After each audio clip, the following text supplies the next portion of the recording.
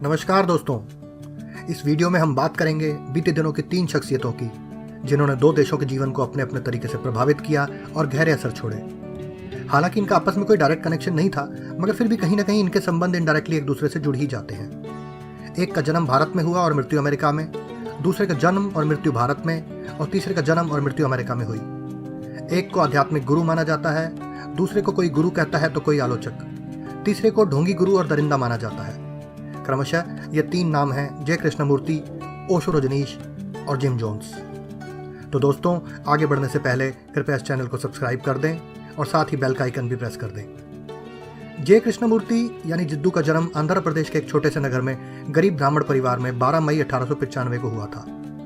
अपने माता पिता की 8वीं संतान के रूप में उनका जन्म हुआ था, इसलिए उनका नाम कृष्णमूर्ति रखा गया, क्योंकि कृष्ण भी वासुदेव की 8वीं संतान थे। बचपन से ही वो असाधारण प्रतिभा के धनी थे। उनके जन्म से 20 वर्ष पहले अमेरिका की धरती पर एक अंतर्राष्ट्रीय आध्यात्मिक संस्था की स्थापना हुई थी, जिसका नाम था थियोसॉफिकल सोसाइटी। थियोसॉफी को ब्रह्म विद्या भी कहा जाता है। इसकी स्थापना की थी मैडम हेलेना ब्लोवात्स्की ने और इसके पहले अध्यक्ष थे कर्नल ओलकाट। 1907 में इस संस्था के दूसरे अध्यक्ष के तौर पर एक बेहद खास नाम जुड़ता है, जो है डॉक्टर एनी बेसेंट। इंडिया में थियोसॉफिकल सोसाइटी की एक्टिविटीज को व्यापक रूप से फैलाने का श्रेय डॉक्टर एनी बेसेंट को ही दिया जाता है। 1891 में भारत आते ही उनका भारतीय विचार और संस्कृति से गहरा जुड़ाव हो गया था। भारत के प्रति अपने उद्देश्यों की प्राप्ति के लिए ही उन्होंने 1898 में बनारस में सेंट्रल हिंदू कॉलेज की स्थापना की, जो कि आगे चलकर लगभग 1916 में बनारस हिंदू विश्वविद्यालय बन गया। थियोसॉफिकल सोसाइटी के सदस्य पहले ही किसी विश्व गुरु के आगमन की भविष्यवाणी कर चुके थे, क्योंकि गौतम बुद्ध का वचन था कि वो 2500 साल बाद मैत्र बुद्ध बन के फिर जन्म लेंगे। एनी बेसेंट और थियोसॉफिकल सोसाइटी के लीडर्स को जे कृष्णमूर्ति में वो विशिष्ट लक्षण दिखाई दिए जो कि एक विश्व गुरु में होते हैं। एनी बेसेंट ने जे कृष्णमूर्ति को किशोरावस्था में ही गोद ले लिया। उनकी परवरिश पूरी तरह धर्म और अध्यात्म से भरे वातावरण में की गई। उनके नाम पर सोसाइटी ने एक संस्था खोली, जिसका नाम रखा गया order of the star in the east. जब जिद्दू की शिक्षा और दीक्षा समाप्त हुई और वो ज्ञान के शिखर पर पहुंच गए, तब समय आया उनकी घोषणा का। घोषणा यानी उनमें मैत्र बुद्धा के आगमन का दिन तय किया गया। विश्व के सभी थियोसॉफिस्ट्स इस घटना को अपने कानों से सुनना चाहते थे। जगह जगह कैंप लगाए गए। कृष्णमूर्ति को अपने अंदर मैत्रेय को स्वीकार करना था, मगर कृष्णमूर्ति ने गजब का वक्तव्य देकर सबको चौंका दिया। वक्तव्य दिया, सत्य एक अनजान पथ है, किसी संप्रदाय द्वारा उसे नहीं जाना जा सकता। और इसके साथ उन्होंने order of the star in the east नामक संस्था को ही भंग कर दिया। उन्होंने ऑर्डर ऑफ द स्टार को भंग करते हुए कहा कि अब से कृपा करके याद रखें कि मेरा कोई शिष्य नहीं है, क्योंकि गुरु तो सच को दबाते हैं, सच तो स्वयं तुम्हारे भीतर है। सच को ढूंढने के लिए मनुष्य को सभी बंधनों से स्वतंत्र होना आवश्यक है। अब उन्होंने अपने स्वतंत्र विचार देने शुरू कर दिए। जे कृष्णमूर्ति कहते थे, आपने जो कुछ भी परंपरा, देश और काल से जाना है, उससे मुक्त हो जाएं, तभी आप सच्चे अर्थों में मानव बन पाएंगे। जीवन का परिवर्तन सिर्फ इसी बोध में निहित है कि आप स्वतंत्र रूप से सोचते हैं कि नहीं, आप अपनी सोच पर ध्यान देते हैं कि नहीं। 1931 में जिद्दू 36 साल के हो चुके थे और इसी साल जन्म होता है हमारी इस कहानी की बाकी 2 शख्सियतों का। 13 मई को अमेरिका के इंडियाना प्रांत में जन्म होता है जेम्स वॉरेन जोन्स का, जो आगे चलकर जिम जोन्स नाम का एक सनकी और खूंखार कल्ट गुरु कहलाया। उसी साल के अंत में 11 दिसंबर को मध्य प्रदेश के कुचवाड़ा में जन्म होता है चंद्रमोहन जैन का, जो आगे चलकर ओशो रजनीश नाम के विचारक, चिंतक, दार्शनिक और आध्यात्मिक गुरु कहलाए। कहते हैं कि अगर जिम जोन्स के भयावह कारनामे ना हुए होते तो शायद ओशो और बड़े होते और लंबा जीवन जीते। अमेरिका में उनका तिरस्कार ना हुआ होता और शायद उन्हें अमेरिका से लौटकर भारत आना ही ना पड़ता। ओशो अपने माता पिता की 11वीं संतान थे और उनका शुरुआती बचपन अपनी नानी के घर बीता।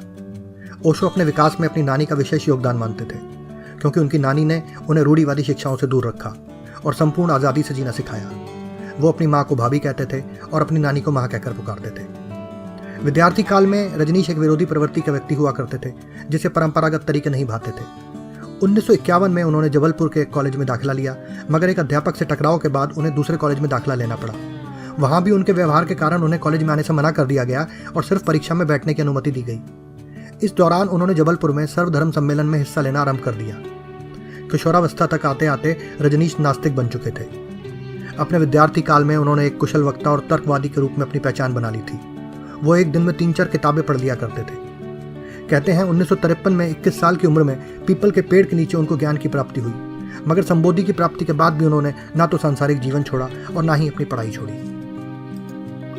1955 में उन्होंने डीएन जैन कॉलेज जबलपुर से फिलॉसफी में बीए की डिग्री प्राप्त की और 1957 में सागर यूनिवर्सिटी से फिलॉसफी में ही एमए की डिग्री हासिल की। अब बात करते हैं जिम जोन्स की। अपने माता पिता की इकलौती संतान होने के बावजूद उसे उनसे प्यार नहीं मिला।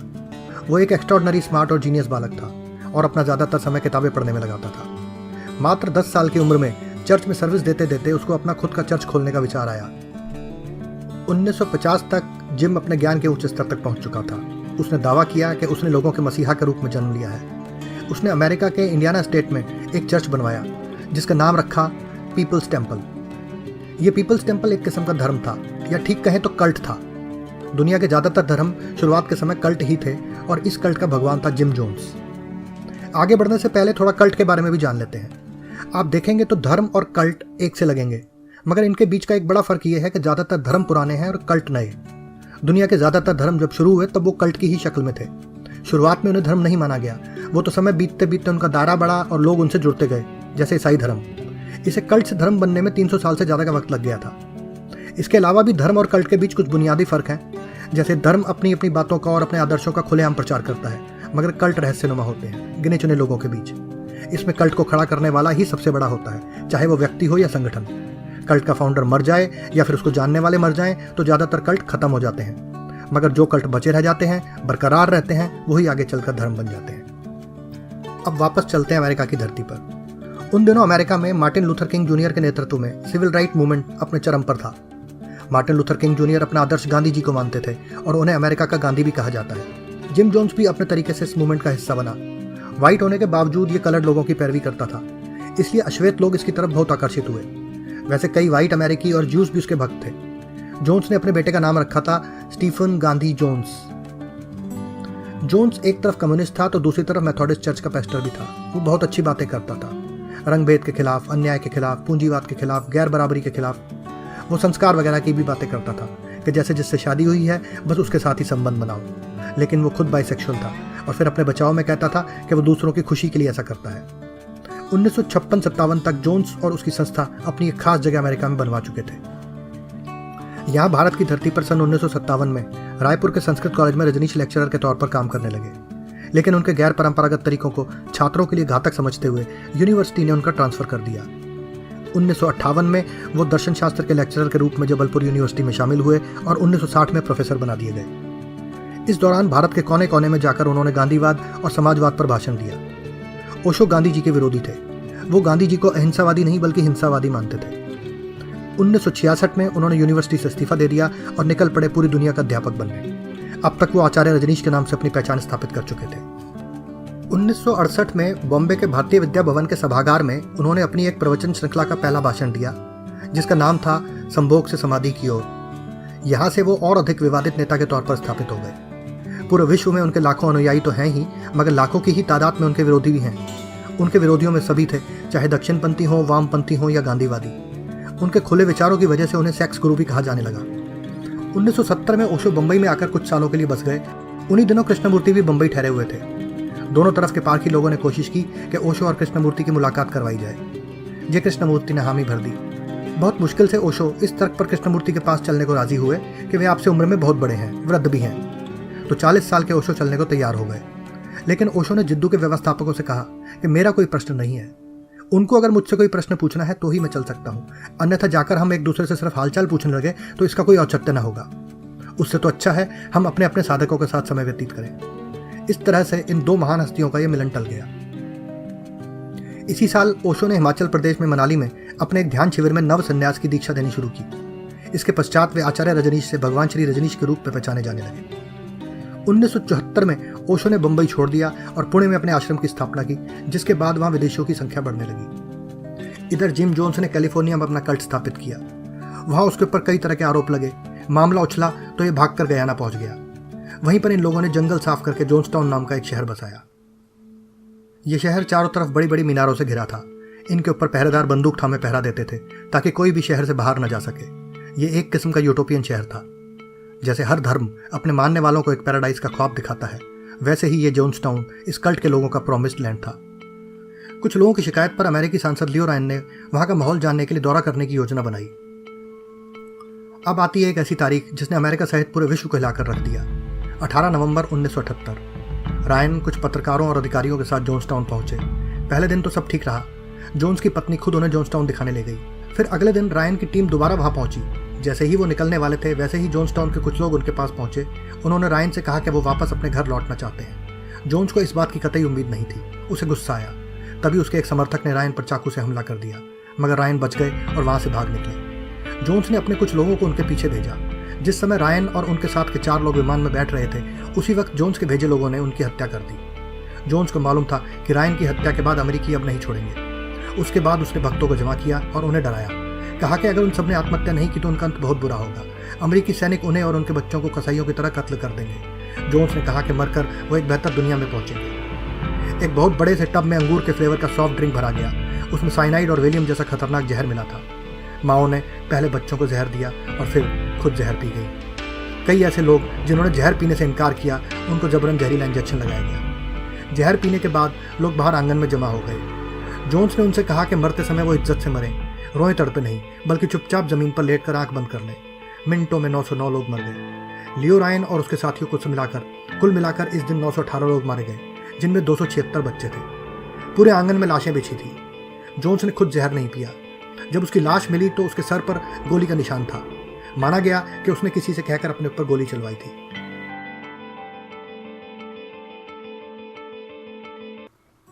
इधर भारत की तत्कालीन सरकार के साथ मतभेद के कारण 1981 में ओशो अमेरिका चले गए। वैसे उनके जाने के और भी कारण थे, जैसे जगह की कमी पड़ना और स्वास्थ्य का ठीक न रहना। अमेरिका की वास्को काउंटी में रजनीशपुरम की स्थापना की गई और एक विशाल नगर बसाया गया। ओशो का अमेरिका प्रवास बेहद कंट्रोवर्शियल रहा। महंगी घड़ियां, 100 रोल्स रॉयस कारें, डिजाइनर कपड़ों की वजह से वो हमेशा चर्चा में रहे, मगर खुद वो इस दौरान करीब 3.5 साल तक मौन में रहे। जॉन्सटाउन को लोग अभी भूले नहीं थे। उन्हें लगने लगा कि शायद रजनीशपुरम भी दूसरा जॉन्सटाउन होगा। अब अमेरिका ऐसी कोई घटना नहीं होने देना चाहता था। ओशो के तौर तरीके, मनोवैज्ञानिक इलाज का उनका तरीका बहुत अलग था। उनकी बातें भी अपने दौर से कहीं आगे की थी। इन्हीं वजहों से ओशो को भी शक की नज़र से देखा जाने लगा। कई अमेरिकी रजनीशपुरम में आने लगे थे और उनसे प्रभावित होने लगे थे। यहाँ तक कि लियो रायन की बड़ी बेटी शैनन रायन भी रजनीश मूवमेंट ज्वाइन करती हैं और माँ अमृता प्रीतम का नाम धारण करती है। अमेरिका की सरकार भड़क उठी थी। उन्हें लगता था कि एक एलियन कल्ट द्वारा उनके देश में आक्रमण है और ओशो उनके कल्चर और धर्म को बर्बाद कर रहे हैं। कह सकते हैं कि अगर जॉन्सटाउन न हुआ होता तो शायद ओशो को भी ऐसा बैकलैश न झेलना पड़ता। बाद में रजनीशपुरम में अवैध गतिविधियों का आरोप लगा। ओशो ने कहा उन्हें इसकी कोई जानकारी नहीं। उनकी सेक्रेटरी शीला को बायो टेरर अटैक का दोषी पाया गया और जेल में डाल दिया गया। बाद में प्रवासी अधिनियम के उल्लंघन और कई अन्य मामलों में ओशो को गिरफ्तार कर लिया गया और 1985 के अंत में देश निकाला दे दिया गया। 21 अन्य देशों से ठुकराए जाने के बाद वे वापस भारत लौटे और पुणे के अपने आश्रम में रहने लगे। अब वो पहले से भी ज़्यादा तीखा बोलने लगे। इस दौरान ओशो के पिता ने भी ओशो से संन्यास लिया और जिस दिन उन्होंने संन्यास लिया वो ओशो के पैर पकड़कर बहुत रोए थे। विश्व के कई देशों में भ्रमण के बाद इन दिनों जिद्दू भी भारत आए हुए थे। उन्होंने अपना आखिरी प्रवचन 4 जनवरी 1986 को मद्रास में दिया। फिर वो अमेरिका स्थित अपने घर चले जाते हैं और वहीं 17 फरवरी 1986 को 90 साल की उम्र में कैंसर से उनका देहांत हो जाता है। 25 दिसंबर 1988 क्रिसमस वाले दिन ओशो घोषणा करते हैं कि मैं अपने हृदय में गौतम बुद्ध का स्वागत करता हूँ। मैं अपने शब्द, अपनी खामोशियाँ, अपना ध्यान, अपना अंतर्मन, अपने पंख उन्हें दूंगा। आज से मैं गौतम बुद्ध हूँ। अगले ही दिन उन्होंने भगवान के नाम का उपयोग करना छोड़ दिया था। अब उनके सन्यासी उन्हें ओशो कहकर ही बुलाने लगे। ओशो शब्द लैटिन भाषा के ओशियनिक से लिया गया है, जिसका अर्थ है सागर में विलीन हो जाना। बुद्धत्व ग्रहण करने के 4 दिन बाद वो कहते हैं कि मैंने 2500 साल पुराने व्यक्तित्व को समाविष्ट करने का अथक प्रयास किया, लेकिन मैं आत्मपीड़ा में रहने को तैयार नहीं हूँ। मैं अपने स्वयं के बल पर अपने लोगों के साथ काम करना चाहता हूँ। ये कहकर उन्होंने खुद को बुद्ध से पृथक कर लिया। उन्होंने कहा था कि वे एक नए मनुष्य के जन्म के लिए परिस्थितियाँ तैयार कर रहे हैं। इस नए मनुष्य को वो जोरबादी बुद्धा कहते थे, जो जोरबादा ग्रीक की तरह पृथ्वी के समस्त सुखों को भोगने की क्षमता रखता हो और गौतम बुद्ध की तरह मौन स्थिरता में जीता हो। इसके कुछ महीनों बाद ये जादुई आवाज़ अचानक से खामोश हो गई। ओशो का शरीर अत्यधिक कमजोर हो गया था। इस वजह से उन्होंने प्रवचन देना बंद कर दिया और केवल रात्रि सत्संग में कुछ समय के लिए अपने सन्यासियों के साथ मौन बैठक में भाग लेने लगे। इस रात्रि सत्संग को ओशो ने व्हाइट रॉब ब्रदरहुड का नाम दिया। इस नाम के तार जुड़ते हैं कृष्णमूर्ति से। ऐसा माना जाता है कि जब मैत्रेय बुद्ध ने कृष्णमूर्ति को अपने आगमन के लिए योग्य पाया तो उन्होंने कृष्णमूर्ति से कहा था कि आपका व्हाइट ब्रदरहुड में स्वागत है। आखिर 19 जनवरी 1990 को करीब 58 साल की उम्र में ओशो की मृत्यु हो जाती है। कोई कहता है कि ओशो रजनीश को अमेरिका की सरकार ने स्लो पॉइजन दिया था, तो कोई कहता है कि उन्हें उन्हीं के सन्यासियों ने विरासत के लिए मार डाला। किसी के अनुसार उन्हें अंतर्राष्ट्रीय साजिश के तहत मारा गया। यह सवाल आज भी अनुत्तरित है।